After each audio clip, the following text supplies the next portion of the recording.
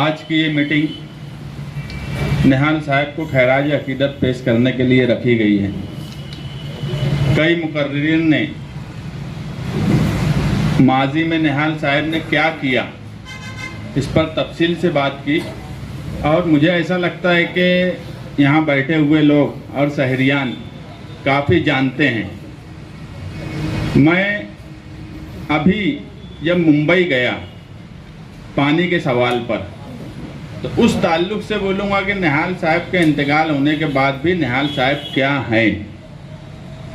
हमने गुलाब राव पाटिल से तो टाइम लिया हुआ था पहले से, क्योंकि पानी का ऐसा सवाल है, लीडर उसको बोला जाता है जो शहर की आवाम का मुस्तकबिल देखे कि मुस्तकबिल में क्या परेशानी होने वाली है, मुस्तकबिल में क्या हालात बनने वाले हैं, वो आवाम के सामने रखे और उन मसाइल का पहले से हल निकालने की कोशिश करे। तलवाड़ा आज अगर मालेगांव शहर के लिए बचा है तो ये सिर्फ और सिर्फ जनता दल सेकुलर के जिम्मेदारान की कोशिश की वजह से बचा है। ये बात तुम्हारे मुखालफिन भी मानते हैं मगर अवामी तौर पे नहीं बोलेंगे, मगर मुझे ये बात भी मालूम है कि निजी महफिल में वो बोलते हैं कि नहीं, इन लोगों ने उस पानी को बचाया है। उसी सिलसिले में आज फौरी तौर पर जाने की ज़रूरत इसलिए पेश आई कि अजंग वड़ेल MIDC की जब बात हुई तो वहाँ जो लोग मौजूद थे वो आकर बोले कि तलवाड़ा पर फिर नीयत खराब है। दाबाड़ी से तो हमने पाइपलाइन उखाड़ के फेंकवा दी और आज तक लगने नहीं दी। ये हमारी ही ज़रूरत थी, ये हमारा ही कमाल था।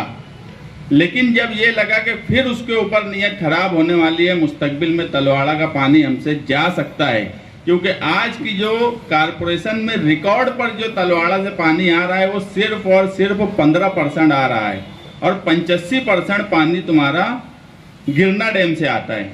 जबकि आप गौर करेंगे तो चंकापुर से हमारा कोटा 1400 MCFT है और गिरना डैम से 900 MCFT है। पानी का कोटा ज़्यादा कहाँ से है? चंकापुर से है। निहाल साहब के वक्त तलवाड़ा डैम को बढ़ाया गया मगर पानी 85% हम कहाँ से ले रहे हैं? गिरना डैम से। उसकी वजह यह है कि आज के कारपोरेशन के अधिकारियों से जब ये कहा जाता है कि पानी तलवाड़ा से ज़्यादा लो, तो उनका ये बोलना है कि 1975 की पाइपलाइन है, ज़्यादा फोर्स से पानी जब लिया जाता है तो लीकेज हो जाती है, लीकेज होता है। और 1975 और आज लगभग 50 साल करीब करीब हो रहा है।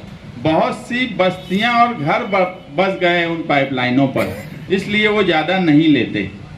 और कारपोरेशन ने प्रस्ताव ऑलरेडी भेज चुका है महाराष्ट्र शासन के पास कि अमृत योजना जो आने वाली है उसके लिए नई पाइपलाइन 54 करोड़ रुपया तलवाड़ा से दो।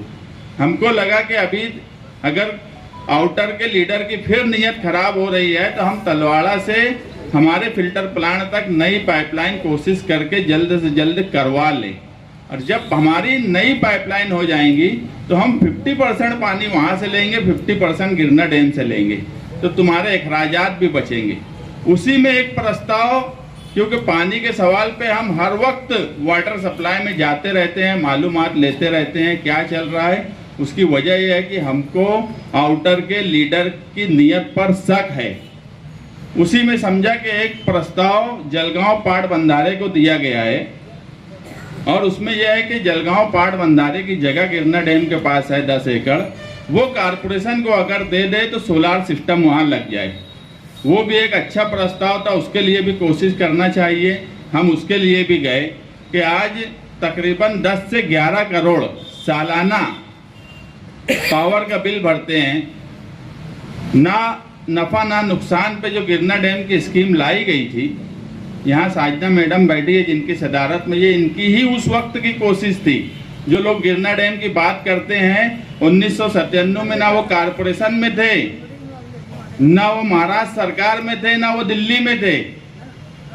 यहाँ भी जनता दल थी, दिल्ली में भी जनता दल थी, और उसी वक्त ये कोशिश करके लाया गया। मगर वो ना नफ़ा ना नुकसान पे जो 5% मुसलसल बढ़ता जा रहा है, आज बड़ी बड़ी कारपोरेशन से ज़्यादा नल पट्टी हम भर रहे हैं। तो ये बात सोची गई कि अगर यहाँ सोलार सिस्टम लग जाए तो ये 10-11 करोड़ जो कारपोरेशन का अवामी खजाने का हर साल जाता है तो ये बैलेंस होगा और हमारा ये पैसा बचेगा। और तलवाड़ा की पाइपलाइन आएंगी तो अच्छा पानी हम वहाँ से ले सकते हैं। जैसे रिजवान सर अभी बोले कि पानी अच्छा आ रहा है इसलिए हमें नहीं समझ में आ रहा है, नहीं तो तुम्हारे वहाँ की लीडरशिप क्या है और जलगांव की लीडरशिप क्या है ये भी शहर के सामने है। ऐसे वक्त में हमने वो प्रस्ताव के लिए जब गुलाब राव पाटिल से पास गए तो मैं भी जानबूझ के शान हिंद निहाल अहमद का लेटर लेकर गया था, मेरा खुद का लेटर नहीं लेकर गया था। उन्होंने जब लेटर देखा और अर्जुन मेरे साथ था, आफ्ताब आलम, उसने बोला कि ये निहाल साहब के यहाँ से आए हैं, तो हाथ जोड़ के खड़े हो गए। और उन्होंने सिर्फ लेटर नहीं लिया, उन्होंने गाइड किया मुझे कि कैसे तुम्हारा ये काम जल्द से जल्द होगा। ये होती है लीडरशिप। निहाल साहब 1999 में असेंबली इलेक्शन हार गए। मैं ये वही दिल में सोचने लगा कि 1999 में साहब इलेक्शन हारे और आज भी एक मिनिस्टर अगर उनका नाम देख रहा है तो हाथ जोड़ के खड़े हो जा रहा है, उसके बाद वो गाइड भी कर रहा है। नहीं तो मिनिस्टरों के पास इतना टाइम नहीं होता, वो ऐसे मेमोरेंडम लेते, फोटो खिंचाए और चलो। मगर उसने बताया क्यों? क्योंकि उस लेटर हेड पर निहाल अहमद लिखा हुआ था। ये होती है लीडरशिप। और उन्होंने जो गाइडलाइन की दी है मैं उस पर भी अमल करूंगा। उसके बाद स्कूल बोर्ड में जो आज ये 5 साल से बैठा है मुसलसल बदउनवानी करता जा रहा है। प्राइमरी स्कूल का निज़ाम दिन ब दिन खराब होता जा रहा है, मगर उसकी बदउनवानी जारी है। हमारे पास दीपक केसरकर साहब जो मिनिस्टर हैं अभी तालीम के, उनका अपॉइंटमेंट पहले से नहीं लिया हुआ था, मगर हम वहाँ पहुँच गए। जब वहाँ गए तो वो हमसे मिले और उन्होंने भी जब लेटर देखा कि निहाल साहब लिखा है तो वो बोलने लगे कि यार तुमको अपॉइंटमेंट लेके आना चाहिए तो मैं तुमसे कुछ वक्त बात करता, क्योंकि वो मिनिस्टर है, उनका सब टाइम फिक्स रहता है। बोले मेरी मीटिंग है, तुम निहाल साहब के यहाँ से आए। तो मैं वहाँ भी सोचने लगा कि एक आदमी 1999 में इलेक्शन हार गया, आज 25 साल हो गए, लोग भूल जाते हैं, मगर उनका नाम देखकर मिनिस्टरों को आज भी वो मुझे बोलने लगा कि यार पहले से तुम अपॉइंटमेंट लेके आते तो मैं तुमसे और बैठ के बात किया होता।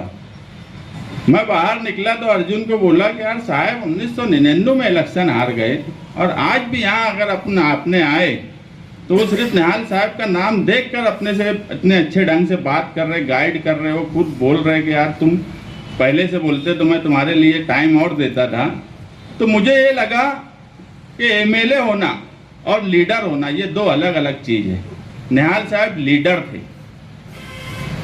99 में इलेक्शन हार गए। यहाँ तो 2 इलेक्शन हारने के बाद कोई मंत्रालय में पूछता नहीं। यहाँ 25 साल हो गए तो भी सिर्फ उनके नाम का लेटर हेड, उनके नाम पे लेटर हेड पे उनका नाम लिखा है तो मिनिस्टर लोग खड़े हो जा रहे हैं, हाथ जोड़ के खड़े हो जा रहे हैं। ये होती है लीडरशिप, इसे कहते हैं दबदबा। ये तुम्हारे शहर में रहा और आज तुम्हारे शहर में क्या है वो भी तुम्हारे सामने है। हम मुस्तकबिल का सोच रहे हैं, मुस्तकबिल में क्या परेशानी इस शहर में आएंगी, उसका हल कैसे निकाला जाए, उसके लिए कोशिश कर रहे हैं। वो मिनिस्टरों ने निहाल साहब को खैराज अकीदत पेश किया, ऐसा मैं मानता हूँ। और तुम्हारे लीडर के नाम का इतना असर है, तुम्हारे लीडर का कितना असर रहा होगा ये सोचने की बात है। उसी तरह आज बिजली के मसाइल पर मालेगांव शहर में कौन नुमाइंदगी कर रहा है? हम जो है मुसलसल, हमारे अभी प्रताप भगाड़े साहब जनता दल के सेक्रेटरी हैं, उन्होंने जब बम्बई में मीटिंग बुलाई, मैं भी ये भी बताऊंगा कि बरसी का प्रोग्राम 28 फरवरी के बजाय 27 को क्यों रखा गया। 28 फरवरी का उन्होंने वहां से ऐलान किया कि बिजली की होली जलाई जाएंगी। हमने भी सोचा कि सभी तंजीमों को बुलाकर बातचीत करके एक बड़ा प्रोग्राम रखा जाए जो सरकार तक असर करे। और प्रताप भगाड़े साहब ने भी मुझे कहा था कि महाराष्ट्र में अगर बड़ा एहतजाज कहीं हो सकता है तो एक मालेगांव हो सकता है, भिवंडी हो सकता है। तो उसके लिए हमने कोशिश की, मगर डर, मालेगांव शहर में बुनकरों के लिए जो तंजीमें काम करने का दावा करती हैं, उसमें 2, 4, 5 को अगर मैं छोड़ दूं तो सब बुज़दिल तंजीमों में बैठे हुए लोग हैं।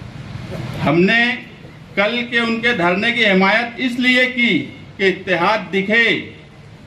बेबाकी हमने हमारे लीडर से सीखी है, बेबाकी से बात करना हमने उनसे सीखा है।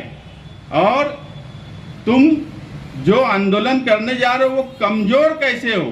करने वाले पहले ये सोच रहे हैं कितना छोटा किया जाए, कितना कमजोर किया जाए। इस पे भी निहाल साहब का एक वाकया मैं सुनाऊंगा कि 2014 में पावर लूम सनत के ताल्लुक से जो तहरीक चली, नेशनल हाईवे बंद करने की बात आई, उस वक्त भी लोग आगे पीछे होने लगे थे। कल नेशनल हाईवे बंद करना था, रात का इसी वक्त जनता दल ऑफिस कुदवाई रोड पर निहाल साहब ने मीटिंग बुलाई। वहां उस वक्त के एडिशनल एसपी सुनील कलासने साहब थे, नए नए आए हुए थे। उन्होंने फोन पर बोला कि साहब आप नेशनल हाईवे मत बंद करिए, आप जूना आगरा रोड पर धरना दे दीजिए। तो निहाल साहब बोले कि मेरा ऐलान हो चुका है और मैं वहीं करूंगा। तो उन्होंने उधर से कहा कि हमारी मालूमात में 25,000 लोग आएंगे। तो साहब बोले कि धरना और एहतजाज पुरअमन होगा, वो हमारी जिम्मेदारी। और मैं तो ऐसा मानता था कि 50,000 लोग आना चाहिए थे। अच्छा हुआ तुमने बता दिए एक रात पहले कि 25,000 आने वाले। अब तो मुझे ये फिक्र है कि मैं सुबह तक 50,000 कैसे करूं। ये होती है लीडरशिप। और यहाँ तहरीक चलाने वाले, तहरीक कैसे कमजोर हो, तहरीक कैसे छोटी से छोटी चले। ऐलान हो रहा बिजली के पावर बिजली के बिल जलाने का, बाद 2 घंटे धरने की।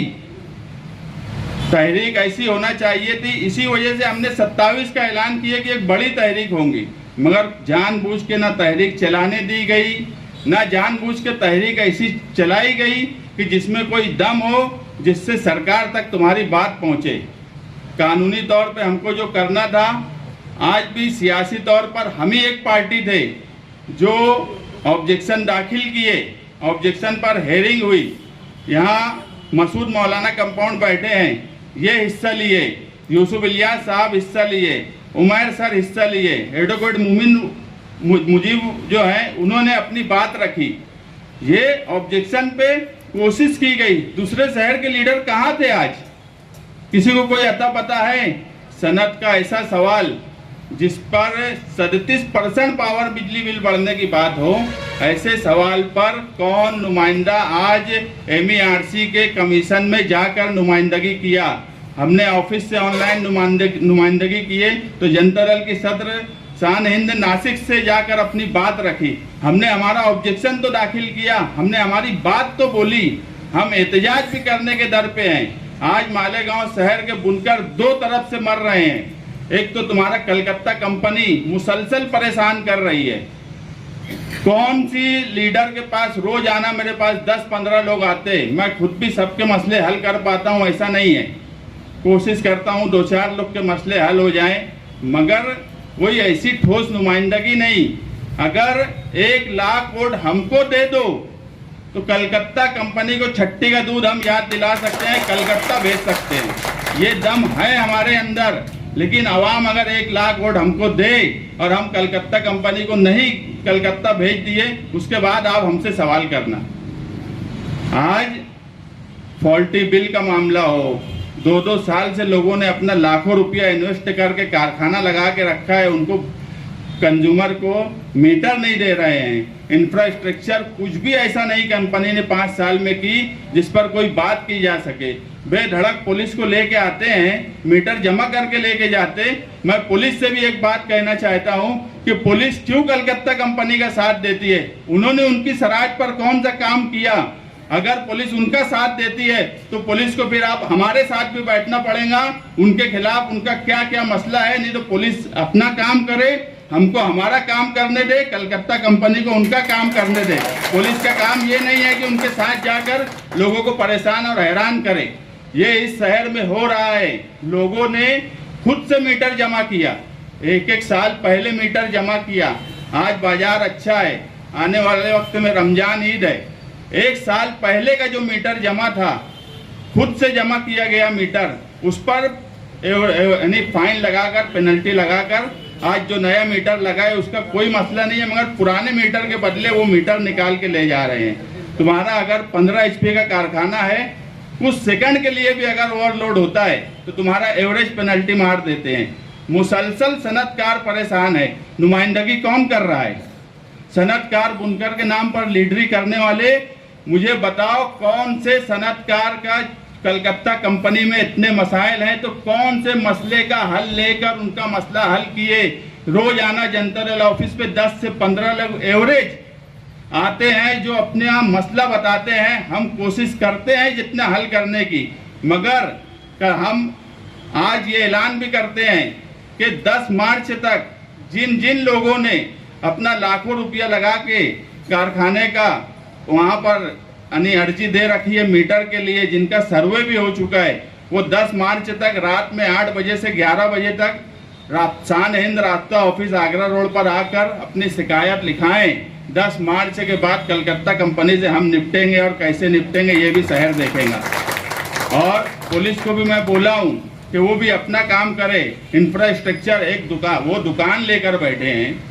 दुकानदार कोई भी हो, पहले अपनी दुकान सही करता है, उसके बाद ग्राहक से या कंज्यूमर को बोलेगा कि तुम ऐसा करो, तुम वैसा करो। वो अपनी दुकान सही कर ही नहीं रहे हैं, ना केबल के ताल्लुक से, ना इंफ्रास्ट्रक्चर के ताल्लुक से, मगर कंज्यूमर को बराबर कई तरह से परेशान कर रहे हैं और लोगों को मीटर तक नहीं देते, लॉस बताते, जबकि ये प्रॉफिट कमाने के लिए आए हैं और प्रॉफिट कमा रहे हैं। लेकिन इनके खिलाफ बोलने के बाद तुम उनके खिलाफ क्या करते हो, किस तरह उसका हल निकले, इसकी कोई कोशिश नहीं की जाती। ये इस शहर में हो रहा है। मैं अपनी बात यहीं पर ख़त्म करना चाहता हूँ कि मालेगांव शहर में जिस तरह से पानी का मसला मुस्तकबिल में है, उसी तरह पावर का मसला भी मुस्तकबिल में है। इन तमाम मामलात को हल करने के लिए आप हमें ताकत दीजिए। और जो निहाल साहब से जो सीखने की बात है, तो बेबाकी ही हमने सीखे है। मैं तो हमेशा बोलता हूँ, मैं निहाल साहब से बेबाकी सीखा और बुलंद इकबाल से कागज पत्थर चलाना सीखा कायदे से। मैं तो दोनों लीडरों से सीखा, बेबाकी भी सीखा, कागज पत्थर चलाना भी सीखा। हाँ, इस मामले में कारपोरेशन के ताल्लुक से एक बात बोलना रह गई कि 5 साल जिनका इख्तियार कारपोरेशन में रहा, उन्होंने कारपोरेशन से मालेगांव शहर के लिए कुछ नहीं दिया। ये बात अब मुझे बोलने की ज़रूरत नहीं है, मगर जो घरकुल योजना थी, घरकुल योजना में इतना बड़ा भ्रष्टाचार हुआ कि आप अभी जब मैं जो बात बताऊंगा आप हैरान हो जाएंगे कि इतना बड़ा फॉल्ट अधिकारी वहां कर रहे हैं और किसी को समझ में नहीं आ रहा है कि घरकुल योजना का फंड था 433 करोड़ 56 लाख रुपया, जिसमें से 2 करोड़ 51 लाख रुपये का काम हो गया। हमारे शहर की ये भी एक बदनसीबी है कि कोई प्रोजेक्ट मुकम्मल नहीं होता। तुम्हारा इसकी एक बड़ी मिसाल फ्लाईओवर ब्रिज है। बुर्ज खलीफा 5 साल में बन गया। ये कौन सा बुर्ज फ्लाईओवर है कि 5 साल भी हो गया तो ये बन नहीं रहा है। मैं तो बड़ा हैरान हूँ कि जब मैं ये रिपोर्ट पढ़ा कि ठेकेदार की बैंक गारंटी 22 करोड़ 47 लाख रुपये थी। जब ठेकेदार शुरुआत में काम शुरू किया 2009 में, तो मोबिलाइजेशन एडवांस बोल के उसको 22 करोड़ 47 लाख रुपया दिया गया। दिखती बात है, तुम किसी को कोई चीज़ एडवांस देंगे, जब वो काम करेंगे तो उसमें से कट करेंगे। उसकी बैंक गारंटी भी उतनी रखी हुई थी, मगर बैंक गारंटी हर साल रिन्यूअल करना पड़ती है कारपोरेशन को। 2017 तक तो रिन्यूअल हुई। उसने जितना काम करके बिल जमा करा 2 करोड़ 51 लाख 251 करोड़ का, वो बिल दे दिया गया उसको। और एडवांस की जो 22 करोड़ 47 की रकम थी वो माइनस की नहीं गई। उसके बाद 2017 में जब रिन्यूअल नहीं हुआ तो उसने वो भी पैसा बैंक गारंटी का निकाल लिया।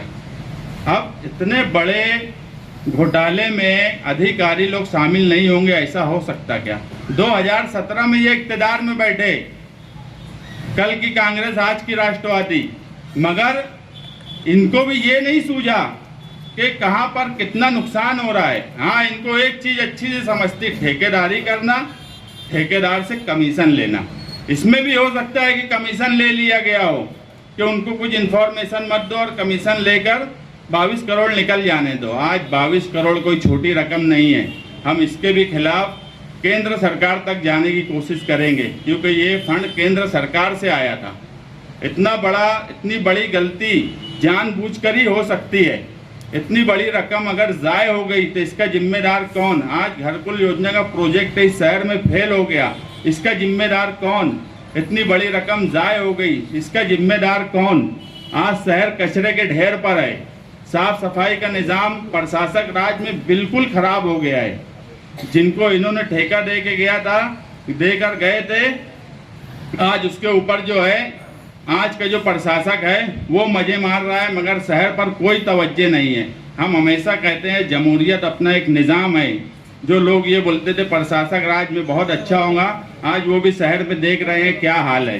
इलेक्शन का अता पता नहीं है, कब तक प्रशासक राज रहेगा ये भी आज कोई सही ढंग से बता नहीं सकता।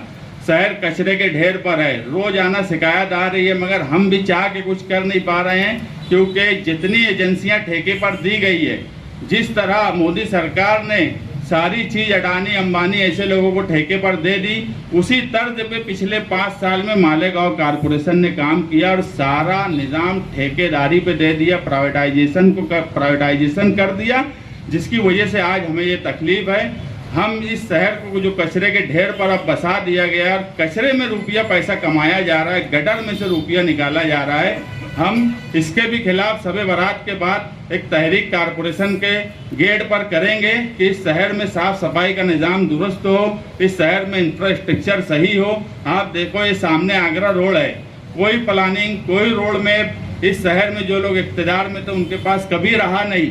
कितने फेस में वो रोड बनेंगी ये भी नहीं आता पता। तुम जब रोड बनाना शुरू कर रहे थे तुम्हें उसी वक्त पता चलना चाहिए था कि आगरा रोड यहाँ से लेके दरेगांव तक कितने रुपये में बनेंगी।